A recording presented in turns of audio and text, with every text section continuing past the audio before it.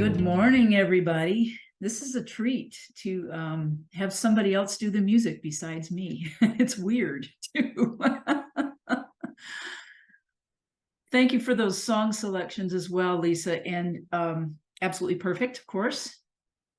And they fit right into this message today because it might not seem like it at first, but I'm going to talk about the profane and all the ways that we might be able to find it. And that we look for it. We look for the good in everyone. We don't necessarily look for the bad, but boy, do we see it a lot, or we think we see bad. So what is the profane? The simplest version is it is anything that is unholy or not sacred.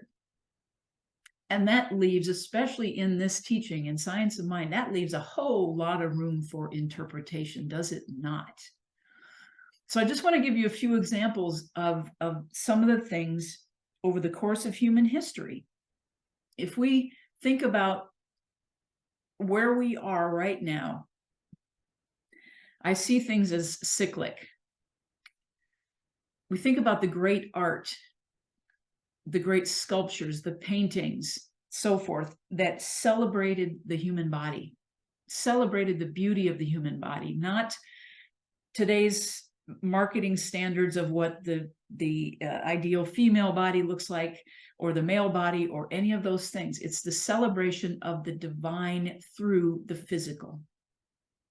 It's on all of the chapel ceilings and the Michelangelos and the sculptures and the Davids. And it's so interesting to me that we seem to have cycled back around where we are supposed to be covering ourselves. That the great works of art, the sacred in the great works of art has been kind of pushed aside, the idea that they're promoting something profane. It's an interesting thing. It's happening in book banning, right? We think about what's going on, and the classic works that have been taught for generations are being lifted into this place of saying it's teaching something of the devil, something profane, something. And what all of this comes down to is a matter of perspective, right? It's the matter of belief. It's the feeling. It's the idea behind it. What is this really about? To me, there is a tremendous amount of fear that all the division and all the things that we are experiencing on the planet right now, the wars, the just blatant greed, blatant power struggle, blatant power over, control is just an outpicturing of our deepest fear. And what is our deepest fear? That we are separate from our source. And we live in a time where there is so much attention and there's so much availability of information, and we are inundated with it day in and day out of the messages that we are separate. Marketing, advertisers have learned to play on our fears. It's been going on not just in this day and age of media that's available around the world, but it is the idea that there is something missing in us. There is something inherently missing in us, that if we would just buy the product, if we would just do the thing, if we would just watch this show, if we would follow this influencer, we would somehow feel more connected. That empty space, or that belief that we have an empty space within us, could somehow be filled. And it just continues to divide us further. So what is the profane stuff? Anything that seems unholy, anything that seems not sacred. How has that evolved over the years? Like I said, it's cyclic in nature. The John O'Donohue, I picked that reading because it talks about death. It talks about the blessings from the other side of those who have gone before us, those whose souls have moved into another realm. one of the things that I notice, and we have, especially in this country, we consider death a profane thing. We consider it as not good. There's something wrong when somebody dies. There's something which, if you really think about it, of course, it is the other part, the natural part of life. But we are so terrified of it. We're so terrified. There is that saying that I think our fear of death is only because we have not lived fully. And that's really it. And we have not lived into, we know, our souls know that when we have not lived into our full potential of what we are here to do. I've gone through it. I go through it regularly. I go through it as a creative. I go through it as somebody that puts my vulnerability on display through my music and through other things. And there is that about if you are creative, and I think you know what I'm talking about, if you're a painter, a sculptor, whatever it is, there is that moment where you know you've created something, you know you put it out into the world. There's that moment of, oh my God, is anybody going to like it? Is anybody going to love it? And whatever it is we do, whether it is in the arts or whether it is in anything else, we are creative beings. We are built to express. We are built to stretch. We are built to put new ideas, the new ideas that are given to us. We are built to put them out into the world to evolve humanity as a whole. When we don't do that, when we pull it in, when we hide it out of fear, again, that we're going to be judged as being different, as being other, we just stop the flow. We stop the flow of God. We stop the flow of the divine expression through us and as us. And that's when things go sideways. That's when things go sideways. So our job is not to create to please others. It is ours to create. Our job is to create in order to move the energy of spirit through us to evolve. As I said, to evolve our consciousness in humanity. There is a huge shift. I know many of us know that in this teaching. And I've likened it to this pushback. We are evolving, whether it appears to be the case or not, and all of the chaos that is surrounding us right now are those that are sensing the change, sensing a huge shift in humankind, in consciousness. We have been in the New Thought movement for over 100 years now, and all of the things that came before that. There is this conscious choosing to up-level consciousness. We are all in the practice, as a minister, as a practitioner, as somebody just showing up, doing the work, studying, trying to understand our relationship with a God of a higher power, whatever you want to call it, of our understanding. And so while we look at it and we say, yes, we've been moving in this direction and we are lifting it, we're bringing the light, we're bringing the love, we're doing all of those things, why aren't things settling down? It's because we are shining the light into those dark, quote unquote, profane places that's kind of basically upsetting the apple cart. And those who are not yet aware or haven't remembered or haven't tapped into knowing that they are never separate from source are falling back into those paradigms of greed, of power over, of war, of otherness. I don't have enough, therefore I'm going to make you wrong for having what you have. And it goes on and on and on. We're seeing it everywhere. So this shift in perspective is messy. It is chaotic. Growth is messy. I know that many of you know that. It's difficult. We slog through it. All of this work that we do in New Thought is so that we practice having a new thought, a new perspective, a new belief, a new perception while all the while remembering we are not separate from the infinite intelligence and the unconditional love of Source. I want to talk about some of the things, the evolution of what we used to consider profane, and particularly focused in the area of movies, art, entertainment. As I said, the statues and the chapels and the of things like the Sistine Chapel. To the glory of God, these things were created to the glory of God. If you remember, and I think everybody on this call is probably old enough to remember, or maybe not, that when Gone with the Wind came out almost 90 years ago, there was one little world that turned the world on its head. Everybody lost their collective, I'm not going to say the word, because Rhett said, frankly, Scarlett, I don't give a damn.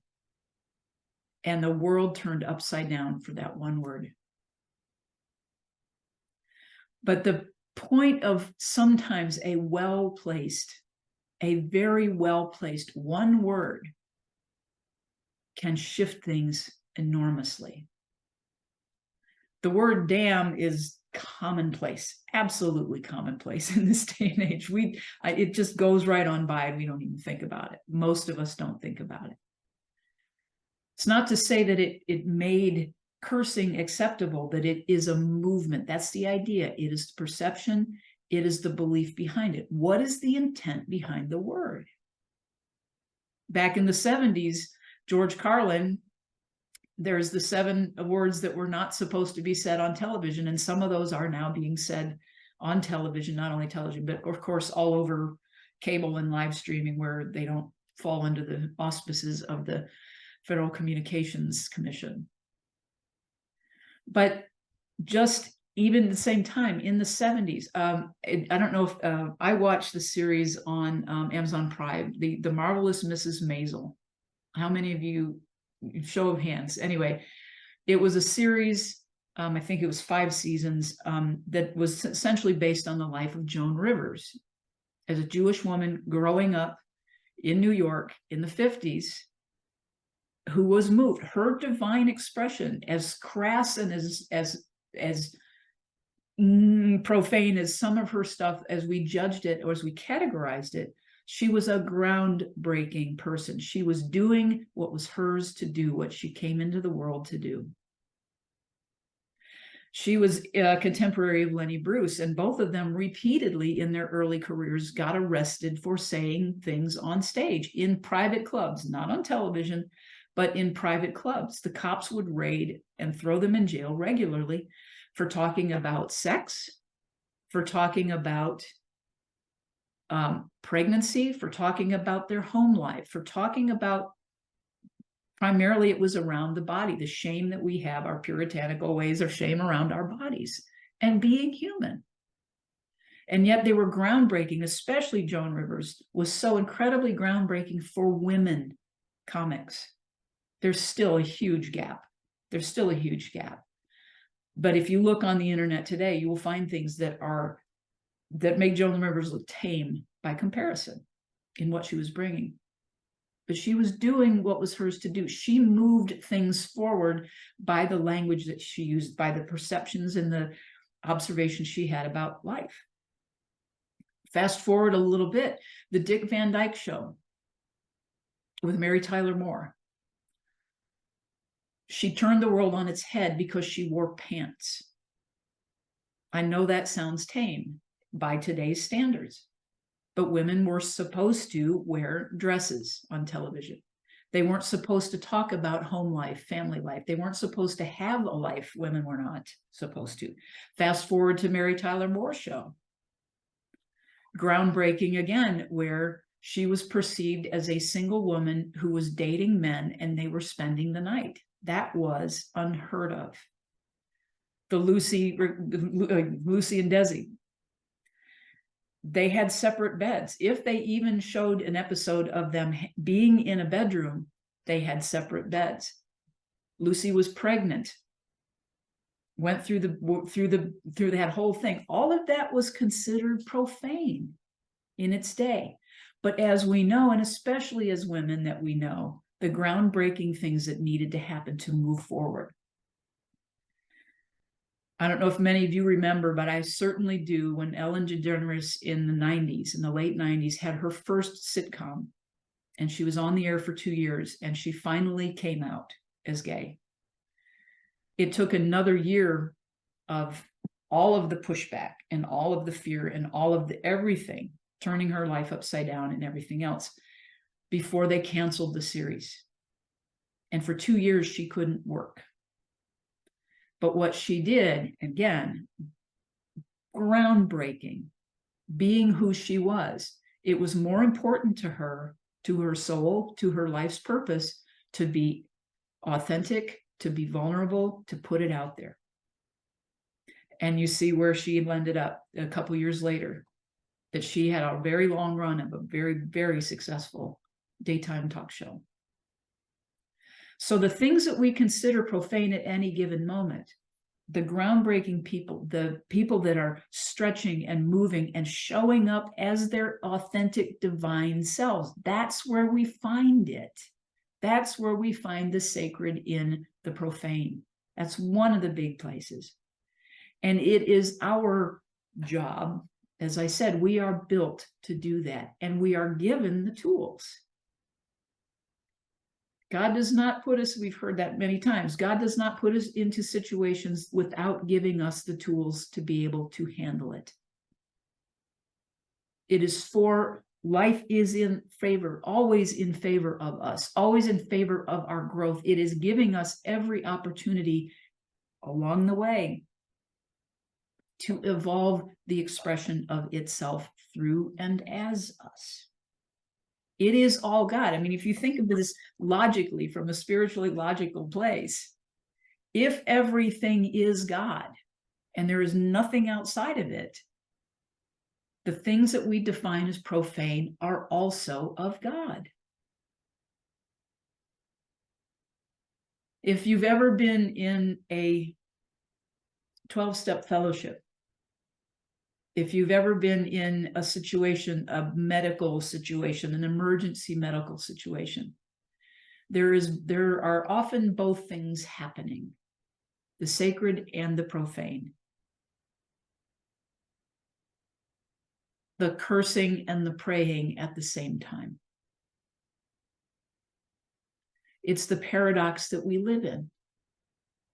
It can be a both and, not an either or. If we see it from that perspective, that God is all there is, really all there is. It's amazing to me, the evolution that we got to. And I want to introduce this idea. The song that Lisa's going to do after I finish my talk, after I do the spiritual mind treatment, the lead into that was, I was doing a service many years ago. I believe it was at Unity of San Antonio. And the minister, the talk title that day was Wash Your Mouth Out with Soap. And it was essentially the same thing that we're talking about. What is considered profane? What is considered sacred? And do they coexist in equal balance? And I believe so. So when I was looking at writing a song around this, I did this very thing. What used to be considered taboo? What were the words that used to be considered absolutely no, you don't say them? And slang words that we think about now, the word darn was pretty serious. Phrases like, so's your old man. I mean, that was considered very disrespectful, very profane. So as I was writing the song, I narrowed it down. I started to narrow it down to, okay, let's just focus on the 4-letter words. That was fun. And things that used to be considered profane, come by today's standards. And I landed upon, of course, one very, very important word that brings this all home. So I'm going to save that and let Lisa sing it for you after I do the spiritual mind treatment. So the bottom line is, as we move into this treatment, is knowing, remembering. The most profane thing that we can do is live from the belief that we are separate from our source. Our practice is to remember, to affirm, to claim, to proclaim, to embody, to embrace, to accept that we are indeed individualized, beautiful, messy, perfectly perfect expressions of the divine, period.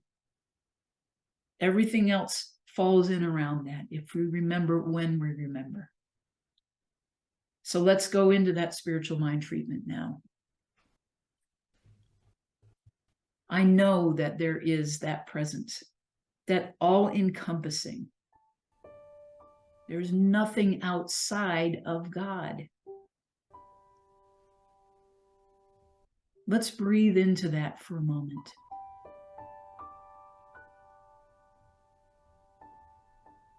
The scope of that is incredibly grounding. And it is from that deep, grounded place that we can breathe into and open ourselves to the idea that because we are here, we are not outside of God. We can embrace, we can allow the idea that that infinitely wise, infinitely intelligent, and unconditionally loving presence is expressing through us and as us, as our minds, as our bodies. The sacredness of our bodies by simple fact that we are here in a body is a demonstration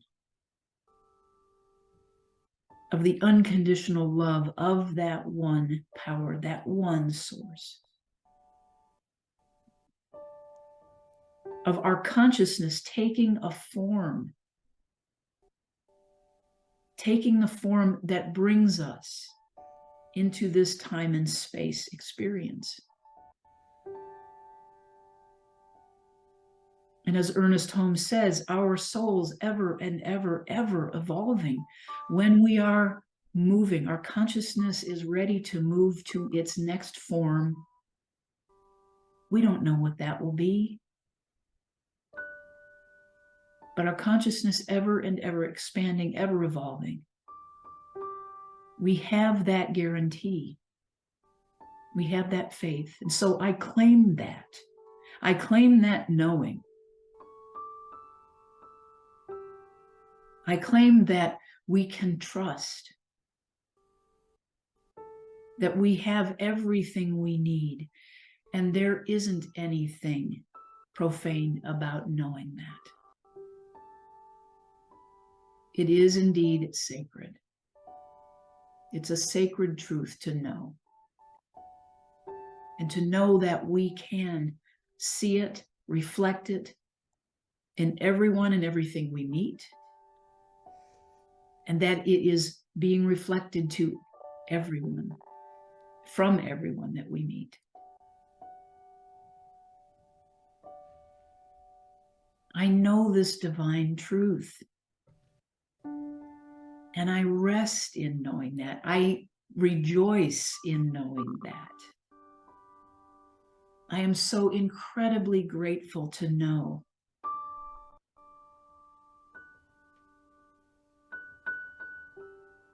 that each one of us has such a beautiful, brilliant, bright, divine purpose, and that we recognize it, know it, claim it.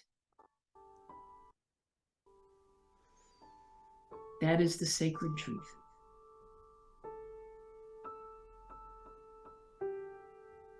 We live from love. We are made from love. And that is the most beautiful and sacred four-letter word that I have ever encountered. And with love, I let this treatment and these words go into that law that only knows yes. And I relax and let it be, and affirm it by saying, and so it is.